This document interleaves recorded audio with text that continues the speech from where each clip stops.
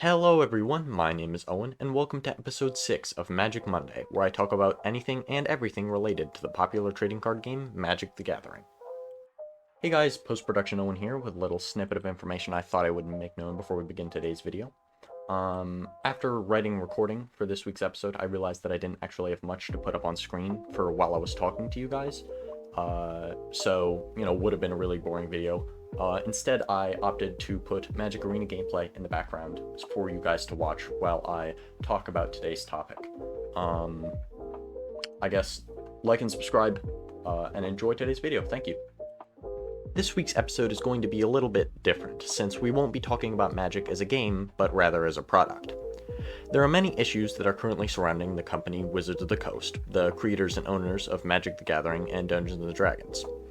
The one that most people have been hearing about recently are the controversial changes that have been made to the D&D open game license. But D&D isn't the only property that Wizards is having trouble with, as Magic isn't doing so hot right now either. A lot of you may have noticed an increase in product variation over the past few years, with things like collector's packs and set boosters being introduced, as well as more Secret Lair products being made with every new month. The number of standard legal sets being made has also been increased drastically, with almost 15% of all cards in Magic history being printed in 2022. While most of the time, more content means a better game for the players, there can be too much of a good thing. When I was browsing videos about the problems with Magic the Gathering, I kind of felt like the people covering the topic didn't really understand the problems from the perspective of a player, and that they were drastically misinterpreting the issues with the game. Hopefully, I can solve this by telling you why the product barf is bad from the point of view of an avid player of Magic the Gathering. First, I'd like to start out with the most obvious problem to me, which is product fatigue. While frequent additions to any game are almost always welcome, there is such thing as too much. For example, I really enjoy playing Limited. I don't have a ton of money to invest in Magic at the moment, so I only get to go to about 1 or 2 events per new set, whether they be drafts, pre-releases, or something else. With Wizards releasing a new set every 2 months or so, I don't feel like I have enough time to fully play around with or enjoy the cards that I already have. Product fatigue isn't just an issue for Limited players either. It can also be a big problem for Standard players. Since Standard is a rotating format, more sets means more frequent rotations, meaning that the Standard players will need to rebuild decks and buy new cards more often. This can quickly become extremely expensive, and these expenses make it impossible to play Standard on a budget. A lot more than just player enjoyment is lost when you rush to put out cards this fast. You also lose game balance. Since Wizards is releasing a new set every 2 months or so, with about 3 to 4 new Commander decks in between, they aren't left with a ton of time to play test their cards. We can see the results of this in the most recent spoilers for Phyrexia All Will Be One. There are ridiculously overpowered cards like Tyrannix Rex, an 8/8 with Trample, Haste, Ward 4, and Toxic 4 that cannot be countered. And then we get cards that are just plain bad, like Tamiyo's Immobilizer, a 4-mana artifact that lets you tap an artifact or creature once per turn, but only for 4 turns. Nothing about the new Phyrexia set feels balanced at all, and that is likely a result of not enough playtesting being done before they release the cards. This flow of sludge isn't just limited to standard legal sets though. There's also been a massive uptick of Secret Lairs in recent months. For those who don't know what a Secret Lair is, it's a box containing X number of super special cards that aren't available anywhere else. These cards could just be alternate arts of pre-existing cards from specific artists such as Junji Ito or Dan Frazier. Or they could be completely new cards with characters from different games or media, such as the cards from the now infamous Walking Dead Secret Lair. Before we move on, let's make a few things clear. I'm not one of those fantasy supremacists who think there shouldn't be any crossovers in Magic at all.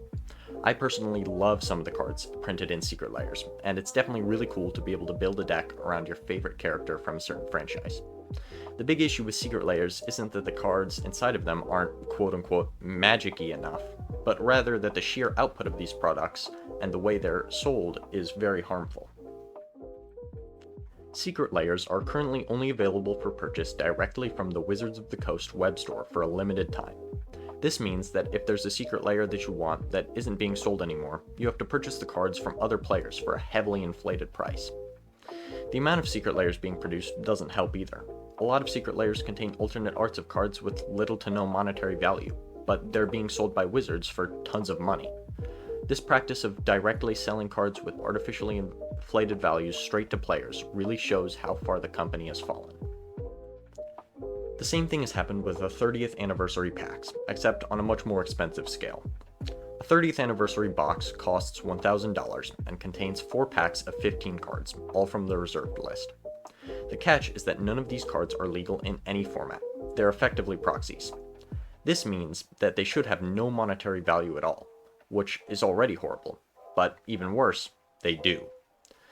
Since these cards are limited time only, and the packs cost so much, the cards are ridiculously expensive. What Wizards of the Coast has done here is created fake cards that can't be used anywhere, charge ridiculous amounts of money to purchase said fake cards, and in doing so, created an artificial market for, you guessed it, the fake cards.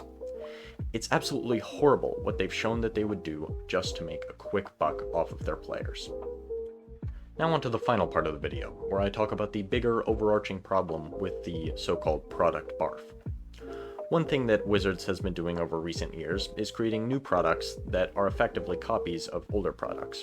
A great example of this would be set, draft, and collector boosters. Draft boosters are your traditional Magic pack containing 9 to 10 commons, 3 to 4 uncommons, 1 rare or mythic rare, and 1 land, making for 15 cards in total.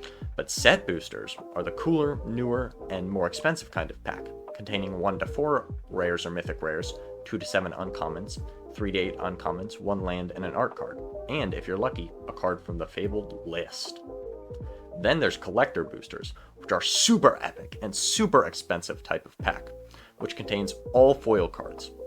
All of these packs are basically the same, with some yielding slightly higher chances for good cards than others. The big issue with this type of product is the strain that it places on local game stores, or LGSs for short.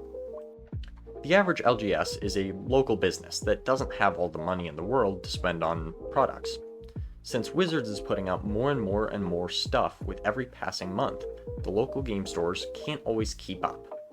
They might buy a lot of packs from one set, with the set, draft, and collector boosters all being separate purchases, and then be unable to buy more of the newest products when another set releases.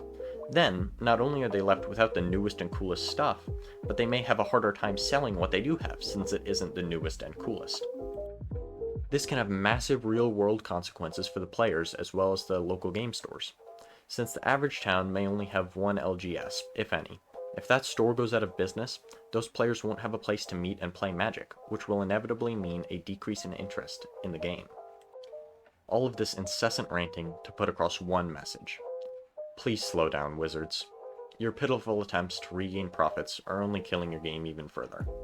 I really want to be on your side here, but I'm finding it extremely hard to support you and your game with the kind of decisions you've been making.